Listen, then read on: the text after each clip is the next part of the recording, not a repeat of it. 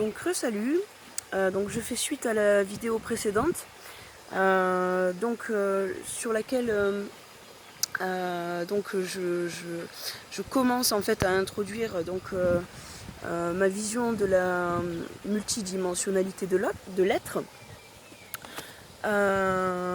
Et donc je conclus cette vidéo autour de la phrase concernant l'union en fait entre ce que nous rayonnons et ce que nous rencontrons, et réciproquement, bien sûr, c'est toujours réciproque.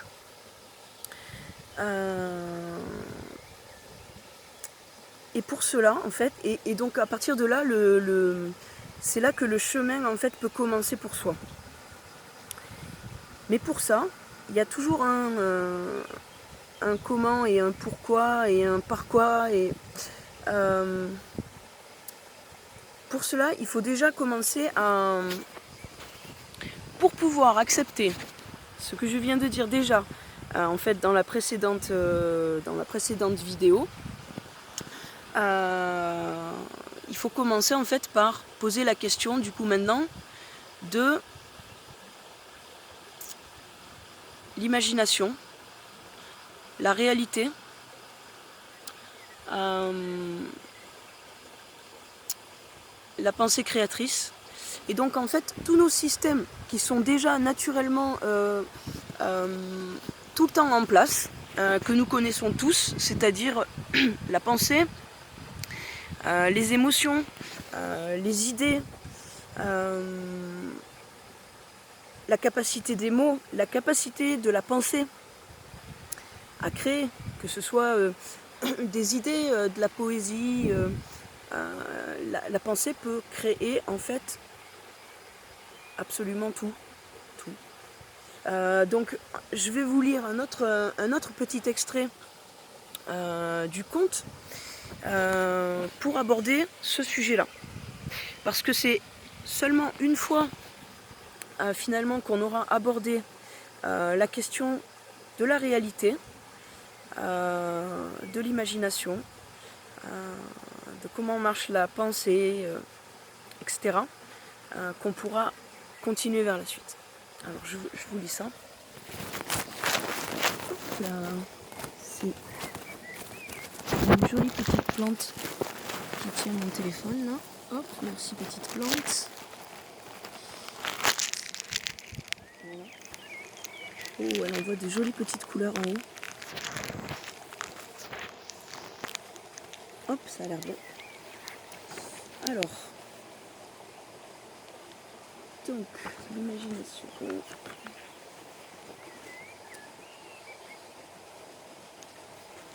Donc, à un moment donné, Alphonse vient d'apprendre tellement de choses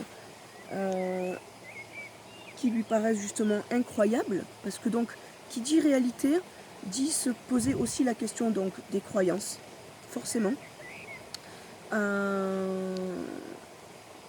Et de tout ce que ça représente en fait de présu, c'est-à-dire finalement présupposé, puisque tout ce que tu sais, c'est quelque chose qu'on t'a appris, mais qui te l'a appris et à partir de quel savoir.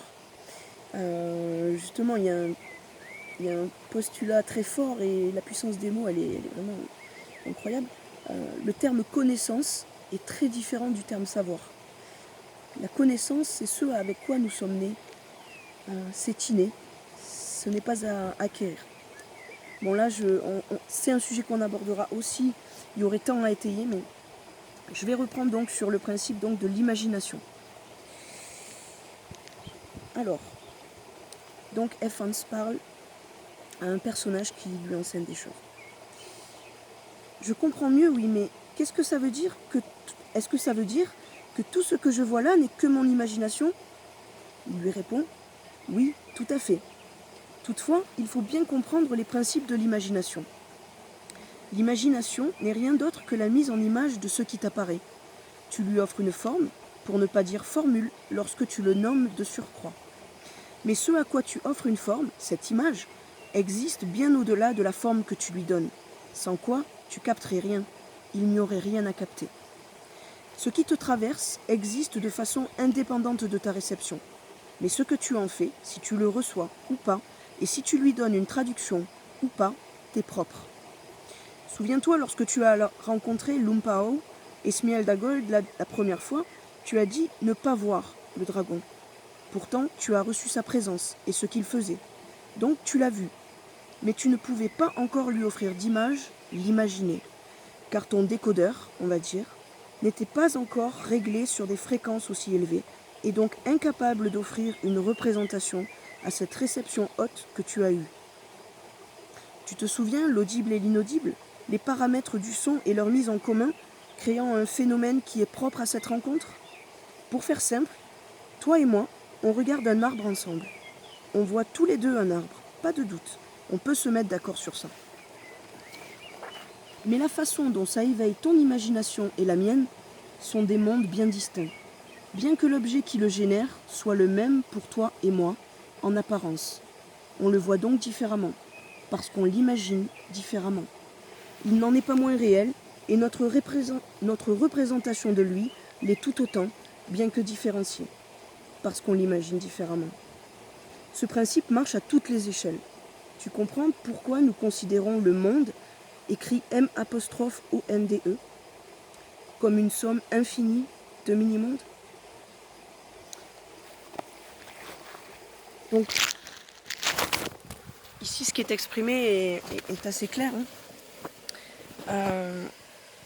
On peut se mettre d'accord sur une réalité commune, mais comme une, c'est-à-dire que cette réalité, c'est ni plus ni moins en fait que la somme de toutes nos consciences portées sur elle. Voilà, on continuera encore à poursuivre la question des multidimensions, mais voilà, pas à pas, on va discuter de plus en plus profondément. À bientôt et je vous souhaite une très belle journée et plein de gros bisous. À bientôt.